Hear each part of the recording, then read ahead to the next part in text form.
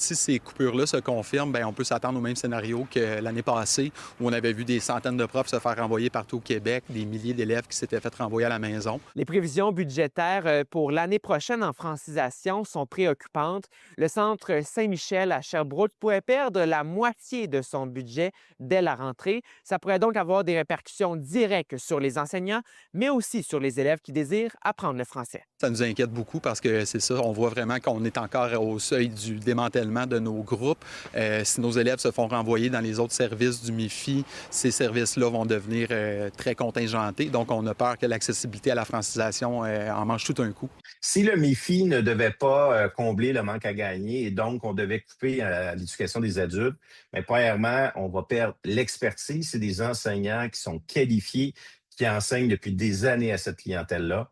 Et on le sait, l'enseignement en francisation, là, ça va au-delà d'apprendre le français. Qu'est-ce qu'on vous dit justement au ministère de l'Immigration et de la francisation? Bien, on nous dit que ce ne sont pas des coupures, encore une fois, comme l'année passée, qu'on suit la demande. Évidemment, la demande a diminué avec la baisse des seuils d'immigration, les changements dans les lois et tout.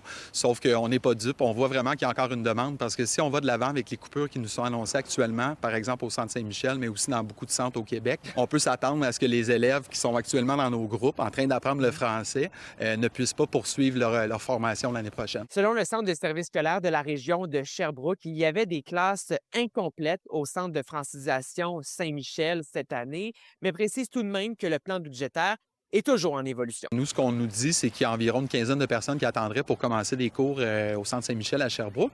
Mais à côté de ça, on reçoit des dizaines de messages. J'ai lancé un appel sur Facebook quand on m'a annoncé ça. Et ce que je constate, c'est qu'il y a encore de la demande. La demande est là. Les élèves attendent depuis 6 mois, 1 an.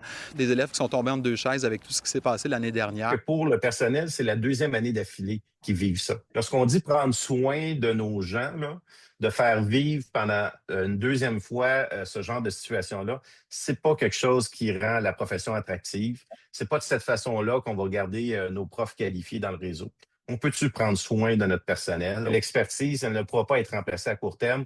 Donc, c'est les étudiants qui vont perdre au change. Voyez-vous d'un bon œil l'arrivée de François Bonnardel à l'immigration? C'est une petite lueur d'espoir, évidemment, de voir qu'il y a un changement dans les ministres.